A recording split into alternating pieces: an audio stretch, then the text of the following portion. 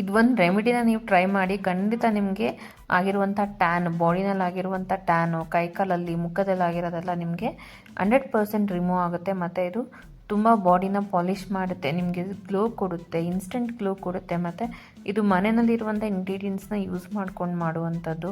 ಇದರಿಂದ ನಿಮಗೆ ಒಳ್ಳೆ ರಿಸಲ್ಟ್ ಸಿಗುತ್ತೆ. ಯಾವುದೇ ರೀತಿಯಾದ ಟ್ಯಾನ್ ಆಗಿದ್ರೂ, ಪಿಗ್ಮೆಂಟೇಷನ್ ಮಾರ್ಕ್ಸ್ ಇದ್ರೂ ಎಲ್ಲ ಕೂಡ ನಿಮಗೆ ರಿಮೂವ್ ಆಗುತ್ತೆ. ಮತ್ತು ಸ್ಕಿನ್ನನ್ನು ತುಂಬ ಬ್ರೈಟನ್ ಮಾಡುತ್ತೆ, ಕೈ ಕಾಲಿಗೆ ಮತ್ತು ನೀವು ಮುಖಕ್ಕೆ ಕೂಡ ಇದನ್ನು ಟ್ರೈ ಮಾಡ್ಬೋದು. ಇದು ಬಾಡಿ ವೈಟ್ನಿಂಗ್ ಅಂತಲೇ ಹೇಳ್ಬೋದು. ಇದನ್ನು ಹೇಗೆ ಮಾಡೋದು ಅಂತೇಳಿ ಇವತ್ತಿನ ವೀಡಿಯೋದಲ್ಲಿ ತಿಳಿಸ್ಕೊಡ್ತಾ ಇದ್ದೀನಿ. ಎಲ್ರಿಗೂ ನಮಸ್ಕಾರ, welcome back to my YouTube channel. ಮೊದಲಿಗೆ ಒಂದು ಬೌಲ್ನ ತೊಗೊಂಡು ಅದಕ್ಕೆ ನಾನಿಲ್ಲಿ 1 ಚಮಚದಷ್ಟು ಶುಗರ್ನ ಆ್ಯಡ್ ಮಾಡ್ಕೋಬೇಕಾಗತ್ತೆ. ಇದು ನಿಮಗೆ ಸ್ಕಿನ್ ಪಾಲಿಷ್ ರೀತಿಯೂ ವರ್ಕ್ ಆಗುತ್ತೆ, ಮತ್ತು ಇದು ನಿಮಗೆ ಒಂದು ಒಳ್ಳೆ ಸ್ಕ್ರಬ್ ರೀತಿಯೂ ವರ್ಕ್ ಆಗುತ್ತೆ. ಕೈ ಕಾಲಲ್ಲಾಗಿರುವಂಥ ಟ್ಯಾನ್ ಆಗಿರ್ಬೋದು, ಮುಖದಲ್ಲಿ ಆಗಿರುವಂಥ ಟ್ಯಾನ್ ಆಗಿರ್ಬೋದು, ಎಲ್ಲ ಕೂಡ ನಿಮಗೆ ರಿಮೂವ್ ಮಾಡ್ಕೊಳ್ಳೋದಕ್ಕೆ ಇನ್ಸ್ಟೆಂಟಾಗಿ ಹೆಲ್ಪ್ ಮಾಡುತ್ತೆ. ನಂತರ ನಾನಿಲ್ಲಿ 1 ಚಮಚದಷ್ಟು ಕಡಲೆ ಹಿಟ್ಟನ್ನು ಹಾಕ್ಕೊಳ್ತಾ ಇದ್ದೀನಿ. ಕಡಲೆ ಹಿಟ್ಟಿಲ್ಲ ಅಂದರೆ ನೀವು ಅಕ್ಕಿ ಹಿಟ್ಟನ್ನು ಕೂಡ ಹಾಕ್ಕೊಳ್ಬೋದು. ಈ ರೆಮಿಡಿನ ನೀವು ಮೊದಲಿಗೆ ಬಾಡಿ ಟ್ಯಾನ್ ರಿಮೂವ್ ಮಾಡೋದಕ್ಕೆ, ಕೈಕಾಲು ಟ್ಯಾನ್ ರಿಮೂವ್ ಮಾಡೋದಕ್ಕೆ ಟ್ರೈ ಮಾಡಿ. ನಂತರ ನಿಮ್ಗೆ ಯಾವುದೇ ರೀತಿಯಾದ ಸ್ಕಿನ್ ಇರಿಟೇಷನ್, ಯಾವುದೇ ರೀತಿಯಾದ ಸೆನ್ಸಿಟಿವ್ನೆಸ್ ಆಗಿಲ್ಲ ಅಂದರೆ ನಂತರ ನೀವು ಫೇಸಿಗೆ ಕೂಡ ಟ್ರೈ ಮಾಡ್ಬೋದು. ನಾನಿಲ್ಲಿ ಸ್ವಲ್ಪ ಬೇಕಿಂಗ್ ಪೌಡರ್ನ ಹಾಕ್ಕೊಳ್ತಾ ಇದ್ದೀನಿ. ಇದು ಕೂಡ ನಾನು ಸ್ವಲ್ಪ ಹಾಕ್ಕೊಳ್ತಾ ಇದ್ದೀನಿ. ಬೇಕಿಂಗ್ ಪೌಡರ್ ಇಲ್ಲ ಅಂದರೆ ನೀವು ಬೇಕಿದ್ದರೆ ಬೇಕಿಂಗ್ ಸೋಡಾ ಹಾಕ್ಕೊಳ್ಬೋದು, ಅಥವಾ ಸ್ವಲ್ಪ ಈನೋ ಕೂಡ ನೀವು ಟ್ರೈ ಮಾಡ್ಬೋದು. ಈನೋ ಕೂಡ ನೀವು ಹಾಕ್ಕೊಳ್ಬೋದು ಈ ಜಾಗದಲ್ಲಿ. ನಂತರ ನಾನು ಇದಕ್ಕೆ ಸ್ವಲ್ಪ ನಿಂಬೆಹಣ್ಣಿನ ರಸ ಹಾಕ್ಕೊಳ್ತಾ ಇದ್ದೀನಿ. ನಾವಿಲ್ಲಿ 1 ಚಮಚದಷ್ಟು ನಿಂಬೆಹಣ್ಣಿನ ರಸನ ಹಾಕ್ಕೋಬೇಕಾಗತ್ತೆ.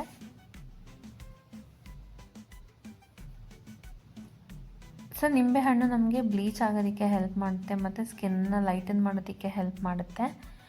ಸೊ ಈಗ ತುಂಬ ಟ್ಯಾನ್ ಆಗಿರುತ್ತೆ ಬಿಸಿಲಲ್ಲಿ ಅಂದರೆ ಅದನ್ನು ರಿಮೂವ್ ಮಾಡೋದಕ್ಕೆ ಕೂಡ ಹೆಲ್ಪ್ ಆಗುತ್ತೆ. ನೀವು ಯಾವುದೇ ಪಾರ್ಲರ್ಗೆ ಹೋಗೋ ಅವಶ್ಯಕತೆ ಇಲ್ಲ, ಇದನ್ನು ಮನೆಯಲ್ಲೇ ಟ್ರೈ ಮಾಡಿ. ಬೆಸ್ಟ್ ರೆಮಿಡಿ ಅಂತಲೇ ಹೇಳ್ಬೋದು. ನೀವು ಇನ್ಸ್ಟೆಂಟಾಗಿ ರಿಸಲ್ಟ್ನ ನೋಡ್ಬೋದು, ಮತ್ತು ಡಿಫ್ರೆನ್ಸ್ ಕೂಡ ನೋಡ್ಬೋದು. ವಿಡಿಯೋನ ಕೊನೆ ತನಕ ನೋಡಿ, ಎಲ್ಲೂ ಸ್ಕಿಪ್ ಮಾಡಬೇಡಿ. ನಂತರ 1 ಸ್ಪೂನಷ್ಟು ನಿಂಬೆಹಣ್ಣಿನ ರಸ ಹಾಕ್ಕೊಂಡಾಗ ಈ ರೀತಿಯಾಗಿ ಅದು ರಿಯಾಕ್ಟ್ ಆಗುತ್ತೆ. ಇವಾಗ ಎಲ್ಲದನ್ನು ಚೆನ್ನಾಗಿ ಮಿಕ್ಸ್ ಮಾಡ್ಕೋಬೇಕು.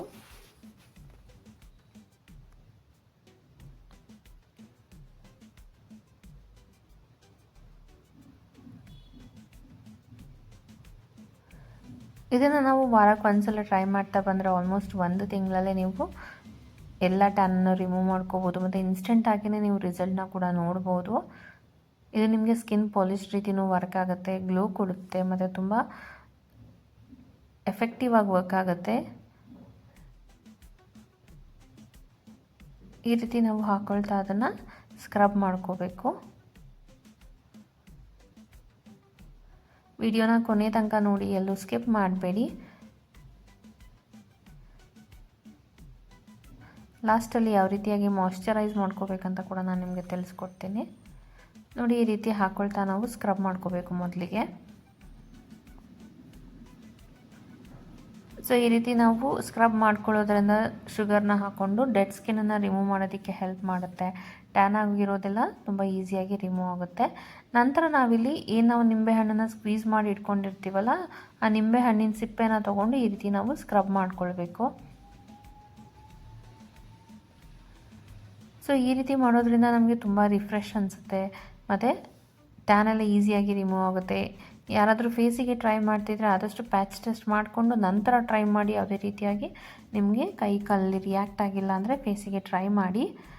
ಇದರಿಂದ black heads, white heads remove ಆಗಿರ್ಬೋದು, ಅಥವಾ ಡೆಡ್ ಸ್ಕಿನ್ ರಿಮೂವ್ ಆಗುತ್ತೆ, ಮತ್ತು ಸ್ಕಿನ್ನು ಲೈಟನ್ ಆಗೋದಕ್ಕೆ ಕೂಡ ನಿಮಗೆ ಆಗುತ್ತೆ.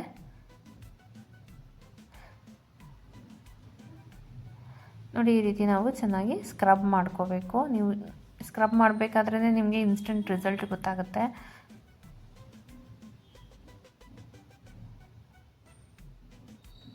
ನಿಮಗೆ ಮನೆಯಲ್ಲಿ ನಿಂಬೆಹಣ್ಣು ಜ್ಯೂಸ್ ಮಾಡಿಕೊಂಡು ಈ ರೀತಿ ನಿಂಬೆಹಣ್ಣು ಸಿಪ್ಪೆ ಇದೆ ಅಂದರೆ ಈ ರೀತಿ ನೀವು ಇದನ್ನು ಸ್ಕ್ರಬ್ ಮಾಡ್ಕೊಳ್ಬೋದು ರೆಗ್ಯುಲರ್ ಆಗಿ. ತುಂಬ ಒಳ್ಳೆ ರಿಸಲ್ಟ್ ಕೊಡುತ್ತೆ, ಮತ್ತು ತುಂಬ ಗ್ಲೋ ಕೊಡುತ್ತೆ. ಬಾಡಿಲಿರೋ ಟ್ಯಾನ್ ಎಲ್ಲ ರಿಮೂವ್ ಮಾಡೋದಕ್ಕೆ ಹೆಲ್ಪ್ ಆಗುತ್ತೆ. ಇವಾಗಂತೂ ಬಿಸಿಲಲ್ಲಿ ಸ್ಕಿನ್ ಎಲ್ಲ ತುಂಬ ಟ್ಯಾನ್ ಆಗುತ್ತೆ. ಸೊ ನಾವು ಮನೆಯಲ್ಲಿ ವಾರಕ್ಕೊಂದ್ಸಲ ಈ ರೆಮಿಡಿನ ಟ್ರೈ ಮಾಡ್ಬೋದು, ಮತ್ತು ತುಂಬ ರಿಫ್ರೆಶ್ ಕೂಡ ಅನಿಸುತ್ತೆ ಸ್ಕಿನ್ ಈ ರೀತಿ ಮಾಡೋದ್ರಿಂದ.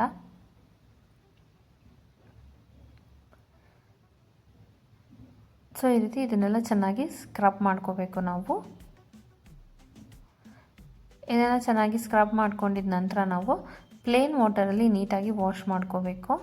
ನೋಡಿ ಈ ರೀತಿ ಪ್ಲೇನ್ ವಾಟರಲ್ಲಿ ವಾಶ್ ಮಾಡಿದ ನಂತರ ಸ್ಕಿನ್ ಸ್ವಲ್ಪ ಸೆನ್ಸಿಟಿವ್ ಆಗಿರುತ್ತೆ, ಯಾಕೆಂದರೆ ನಾವಿಲ್ಲಿ ಬೇಕಿಂಗ್ ಸೋಡಾ ಮತ್ತು ನಿಂಬೆಹಣ್ಣಿನ ರಸ ಎಲ್ಲ ಯೂಸ್ ಮಾಡಿರೋದ್ರಿಂದ.